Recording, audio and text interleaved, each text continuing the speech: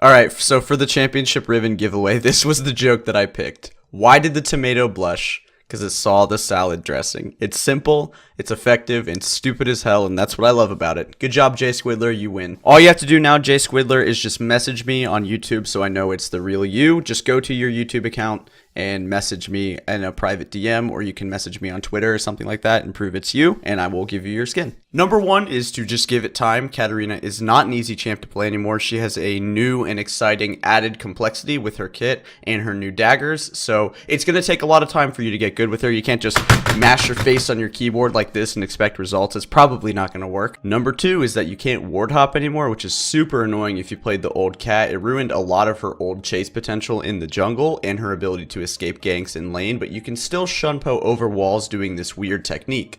So what you have to do now instead, to get over walls, you have to press your W really close to a wall and then move out from under it so you don't accidentally catch it. And then get your E ready, and you need to shunpo on the very edge of the dagger next to the wall. What this will do will actually like clip you through the wall and put you on the other side.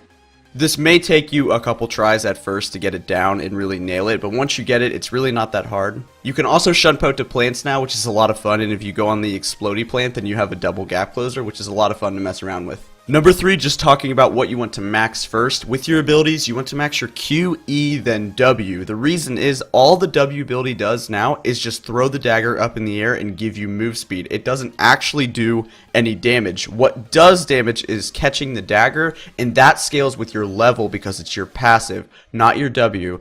Also, maxing E allows you to get more cooldown refund on your shunpo when you pick up a dagger, which you obviously want.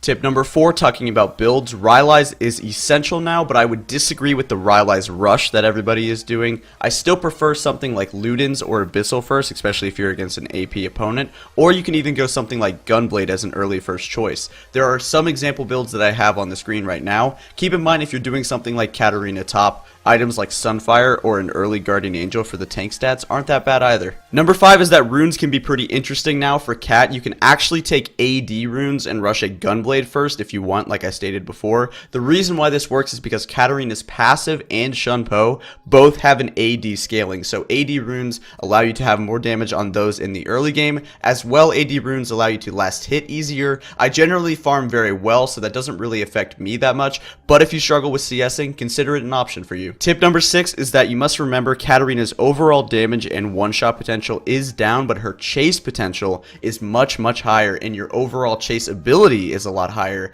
You have a lot of ways to chase down targets, catching several daggers and getting a full channel ulti on somebody with the Luden's and Rylai's proc. You definitely won't 100 to 0 them like you could before, but you can clearly chase them down and get several resets on them. Tip number seven, just talking about resets. Cat became a lot more confusing to play because her daggers reset her shunpo, but so does killing things. So killing a champion will reset all of your basic abilities, so you could technically shunpo like 4 or 5 times in a fight, and you want to use that to your advantage if you can. Pay very close attention to when your opponents use their cooldowns and shunpo to dodge skill shots. Don't just blindly run into fights and expect to mash your face on your keyboard like you used to be able to. Doesn't work.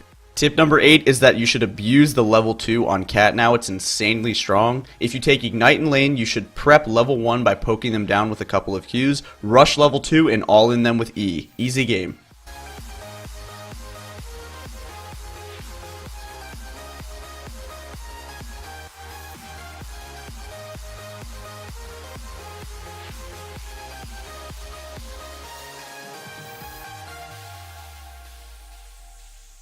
Number 9, just talking about the buffs to her laning. Obviously, Riot needed to buff this champion's laning because it was just god-awful. They buffed her base health regen, so now I don't think that TP is always the best option anymore. Sometimes, and a lot of times before, you wanted to take TP because you'd get shoved out of lane levels 1 through 4, have to TP back, buy a Negatron if you're against a mage, but now you really don't have to do that as much. If you're against a mage, you can still consider taking teleport, but if you're not, I think Ignite is the better option. Number 10, just focus on farming and scale up first. That's your first priority. With her passive scaling on your levels and needing several points in your E to be strong, consider just playing safe after level 2 on Cat and trying to get to that level 11 Luden's and Rylai's power spike. Once you're there, roam around and try to murder everybody on the map.